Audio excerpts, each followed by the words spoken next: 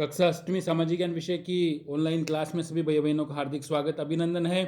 पाठ जो अपना कक्षा 8 में चल रहा है वो सामाजिक एवं राजनीतिक विज्ञान भाग 3 और आपका जो अपना पाठ शुरू हो रहा है वो भारतीय संविधान, जो हम पहले से उसको पढ़ते चले आ रहे हैं और उसके एक वीडियो जो है वो आपको प्रेषित कर दिया गया है। आज अपना इस पाठ का ये दूसरा वीडियो प्रारंभ कर रहे हैं। चलिए आइए समझते हैं अपन। पिछले वीडियो में हमने लोकतंत्र और राजतंत्र व्यवस्था के अंदर जो अंतर था उसको हमने समझा था। आज हम लोग लोकतंत्र में किस प्रकार से हम लोग अपना नेता स्वयं अपने वोट के माध्यम से, मत के माध्यम से चुनते हैं और वो क्या करता है, वो हमारी ओर से और सत्ता का जिम्मेदारी के साथ में इस्तेमाल करता है। लेकिन फिर भी अपन ये देख सकते हैं, इस बात की पूरी संभावना रहती है कि ये नेता सत्ता का कहीं पर दुरुपयोग नहीं कर दे। तो इस दुरुपयोग से बचने के लिए और हमारे संविधान में इस प्रकार की जो विकृतियां हैं, इससे बचाव के लिए हमारे संविधान में इस प्रकार के उपाय मिलते हैं। अगर कोई राजनेता सत्ता के इस दुरुपयोग को करता है तो वो अपने उस समूह के साथ में, अपने उस लोगों के साथ में भारी अन्याय वो करता है। इसको अपन एक उदाहरण के माध्यम से समझने का प्रयास करते हैं। देखिए, सुरेश नाम का एक कक्षा का मॉनिटर है, लेकिन वो कैसा है, दबंग किस्म का एक लड़का है। लेकिन उसके सहपाठी, उसके साथ पढ़ने वाले जो लोग हैं उसको किसी भी प्रकार से पसंद नहीं करते हैं। क्लास टीचर किसी काम से अचानक से बाहर जाती है और कक्षा की जिम्मेदारी उस सुरेश को सौंप कर जाती है और बताती है कि आप कक्षा का ध्यान रखेंगे। जैसे आप में से भी किसी को मॉनिटर बनाते हैं तो आप भी, और आप में से कोई एक भैया वो कक्षा का ध्यान रखता है जब तक भैया जी दीदी नहीं आते हैं। तो ऐसी स्थिति के अंदर सुरेश मौके का फ़ायदा उठाता है और अनिल जो एक शरीफ लड़का है उसको वो तंग करता है। उसको बताता है कि आज मैं राव मैडम से तुम्हारी शिकायत लगाने वाला हूँ। तो अनिल कहता है कि मैंने किया क्या है, मेरे को बताओ तो सही, मैंने ऐसी क्या गलती की है कि आप मेरी शिकायत करोगे।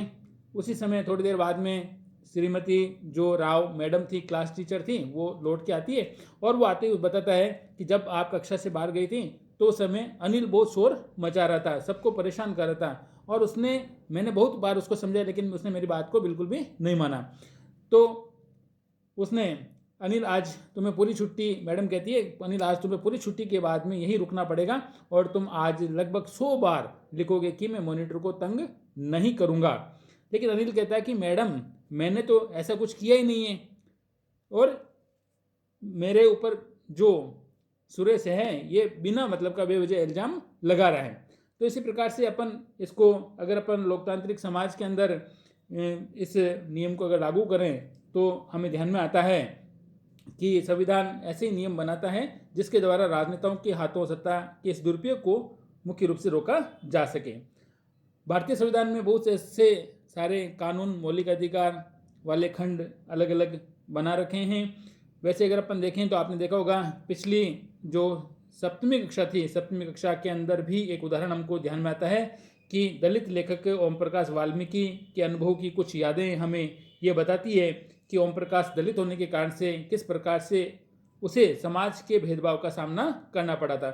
लेकिन अब यहाँ ये बताते हैं कि हमारा जो भारतीय संविधान है, ये भारतीय संविधान देश के सभी व्यक्तियों को समानता का अधिकार प्रदान करता है।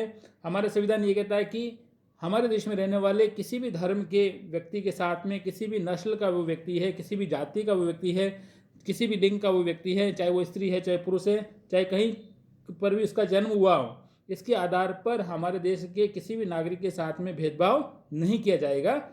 तो इस प्रकार का जो अधिकार है वो समानता का है, इक्वलिटी का अधिकार हमें और भारतीय संविधान है वो हमें एक मौलिक अधिकार के रूप में प्रदान करता है। देखिए एक संदर्भ देखते हैं कि अभी अपन ने पढ़ा था, एक चित्रकथा के माध्यम से मॉनिटर अपनी शक्ति का किस तरह से दुरुपयोग कर रहा है। तो देखिए पता लगता है कि जो सुरेश जिसको क्लास मॉनिटर बनाया था वो एक दबंग किस्म का है और उस दबंगई के कारण से वो अपनी शक्ति का दुरुपयोग कर रहा है। नीचे दी गई किसी परिस्थिति में मंत्री को अपनी सत्ता के दुरुपयोग का दोषी अपन कैसे कह सकते हैं, उसके 3 ऑप्शन दे रखे, 3 कारण बताए हुए हैं। सबसे पहला कारण आता है इसमें, जब वह ठोस तकनीकी कारणों से अपने मंत्रालय की किसी परियोजना को नामंजूर कर देता है। दूसरा कारण है जब वह अपने, ये कारण नहीं होगा, जब वह अपने पड़ोसी को अपने सुरक्षा कर्मियों से पिटवाने की धमकी देता है, ये हो सकता है कारण। ये होगा जब वह थाने में फ़ोन करके पुलिस अधिकारियों पर दबाव डालता है कि उसके किसी दोषी रिश्तेदार के खिलाफ FIR दर्ज नहीं की जाए। ये दोनों कारण, ख और ग दोनों कारण इसमें हमें साफ तौर पर नज़र आते हैं। इसके अलावा देखिए, जो हमारा ये लोकतंत्र है, ये लोकतंत्र मुख्य रूप से संविधान के एक महत्वपूर्ण विषय के रूप में ये काम करता है। इसमें अपन देखते हैं कि हमारे समाज या किसी राजनीतिक पार्टी का जो ताकतवर समूह है, किसी दूसरे या कम ताकतवर समूह या लोगों के खिलाफ अपनी ताकत का इस्तेमाल नहीं करें। आपने देखा होगा कि राजनेता बनने के बाद में पहले तो बहुत ही वो अच्छे तरीके से पेश आते हैं, लेकिन जैसे उनके पास में पावर आ जाता है, वो जीत जाते हैं, तो उसके बाद में किसी न किसी रूप से वो अपनी ताकत का कमज़ोर वर्ग के लोगों पर और उसका इस्तेमाल करते हैं। तो इसका उदाहरण भी हमें एक और चित्रकथा जो दे रखी है उसके माध्यम से समझने का हम लोग प्रयास करते हैं। देखिए, खेल का अपने कालांश होता है, वैसे ही और खेल का कालांश शुरू हुआ तो वहाँ जो कक्षा के अंदर भैया बहन थे उन्होंने कहा कि चलो हम कुछ खेल खेलते हैं। तो बालिकाएं जो थी उनका कहना था कि हम बास्केटबॉल खेलते हैं, लेकिन लड़के थे वो क्रिकेट खेलना चाहते थे। तो बालिकाओं के मन में ये प्रश्न आता है कि हमेशा ही और लड़कों की सुनी जाती है क्योंकि उनकी क्लास के अंदर संख्या ज़्यादा है।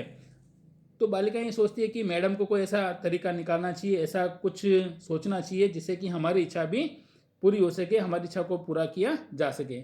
जैसे ही विवाद हुआ तो शिक्षक क्लास के अंदर आए, उन्होंने इस विवाद को सुलझाने के लिए दोनों पक्षों को और हाथ उठाकर अपनी राय बताने के लिए कहा था। तो इसमें देखिए, आपको पता है कि लड़कों की संख्या ज़्यादा थी, भैयाओं की संख्या ज़्यादा थी, तो भैयाओं के सबसे ज़्यादा हाथ क्रिकेट खेलने की दृष्टि से उठे। तो मैडम ने कहा ठीक है, सब ज़्यादातर लोग हैं वो क्रिकेट खेलना चाहते हैं, तो इनका जो क्रिकेट खेलने का जो मन है इसी को लागू कर दिया जाए। लेकिन देखिए, बालिकाएं जो बास्केटबॉल खेलना चाहती थी उनकी संख्या कम थी क्लास के अंदर, वो अल्पसंख्यक थी। तो वो अपनी जो भावना है और उस भावना के अनुरूप उस खेल को खेलना चाहती थी, लेकिन वो खेल नहीं पाई। यहाँ पर बहुसंख्यक, बहुत अधिक संख्या में ज़्यादा लोग हैं और अल्पसंख्यक का मतलब है बहुत कम संख्या में लोग हैं। तो इस प्रकार से अपन देखते हैं कि इस प्रकार के अस्त जो हालात हैं ये हमारे लोकतांत्रिक समाज के अंदर भी पैदा हो सकते हैं। जो बहुमत वाला गुट होता है, जिसके पास में बहुत ज़्यादा संख्या में बहुमत होता है, तो वो क्या करता है, लगातार ऐसे कुछ फैसले लागू करता है जिनमें अल्पसंख्यकों की सहमति नहीं होती है। सारे के सारे डिसीजन, सारे के सारे फैसले बहुसंख्यक जो समाज है वो इस प्रकार के लेता है कि अल्पसंख्यक की बात को सुना ही नहीं जाता है। तो इस कारण से अल्पसंख्यकों को इसके अंदर भारी नुकसान होता है।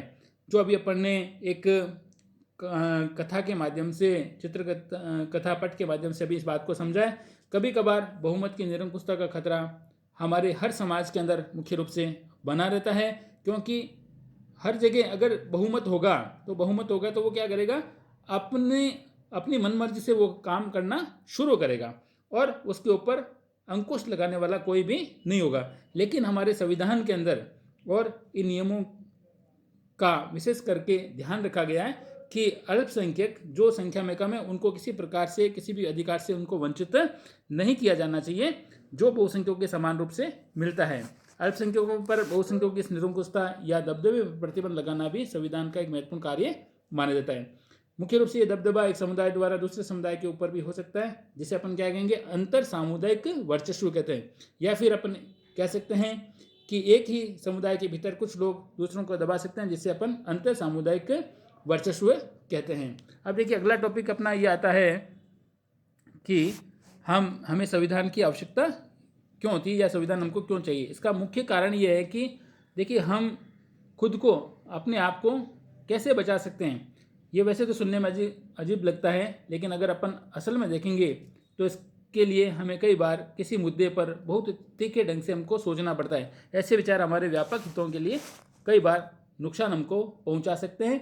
संविधान की इस प्रकार की भावनाओं से बचने के लिए और हम इसे भी एक उदाहरण के माध्यम से समझते हैं। देखिए, शबनम नाम की एक लड़की है, उसे कुछ तय करना है। वो वही बता रही है कि कल की परीक्षा के लिए मुझे 2 अध्याय कम से कम पढ़ने हैं, लेकिन इस समय तो मेरा पसंदीदा जो टीवी कार्यक्रम है वो चल रहा है और मैं इसे देखे बिना नहीं रह सकती। पर अगर मैं ऐसा करती हूँ तो मैं दोनों अध्याय नहीं पढ़ पाऊँगी। तो शबनम बहुत परेशान लग रही है। उसके माताजी पिताजी उसको बता रहे हैं, तो वो बता रही है कि मुझे टीवी कार्यक्रम देखना, लेकिन कल मेरी परीक्षा भी है। अगर आप लोग टीवी देखेंगे तो मेरा भी टीवी देखने का मन करेगा। मुझे एक बार और यही बात सूझ रही है कि अगर आज रात को कोई भी टीवी नहीं देखे तो शायद मेरा भी टीवी देखने में मन नहीं लगेगा। तो इस प्रकार से देखिए, उसके बाद उसने बताया कि अच्छा हुआ मैंने कल टेलीविज़न नहीं देखा, और मैंने टेलीविज़न नहीं देखने के कारण से पढ़ाई के जो अध्याय थे, 2 अध्याय थे, उनको मैंने अच्छी तरह से और याद कर लिया, और उनमें से अधिकांश प्रश्न आए थे। तो देखिए, संविधान हमें ऐसे फैसले लेने से भी रोकता है जिनमें मुख्य रूप से बड़े सिद्धांतों को ठेस पहुंचती है, जिनमें हमारा जो देश है इस प्रकार की आस्था रखता है। उदाहरण के तौर पर अपन ये मान सकते हैं कि अधिकांश जो लोग हैं वो इस को गंभीरता से महसूस भी करते हैं कि जो भी दलगत राजनीतिक पार्टी है वो विकृत हो जाती है। इसलिए अब चीज़ों को दुरुस्त करने के लिए किसी तानाशाह कोई शासन सौंप देना चाहिए। अब देखिए, क्योंकि आपको पता है कि दलगत राजनीति के अंदर क्या होता है कि सारी पॉलिटिक्स पार्टियां हैं वो किसी न किसी के ऊपर आरोप लगाती रहती हैं। इस कारण से हमारे देश का विकास नहीं हो पाता है। तो हमें क्या करना चाहिए, एक ऐसा व्यक्ति चाहिए जो किसी की नहीं सुने और अपने हिसाब से शासन चलाए। ऐसे व्यक्ति को क्या बोलेंगे अपन, तानाशाही शासन कहेंगे, या फिर फौजी शासन, जहाँ पर फौज ही और सेना ही पूरे शासन को संभालती हो।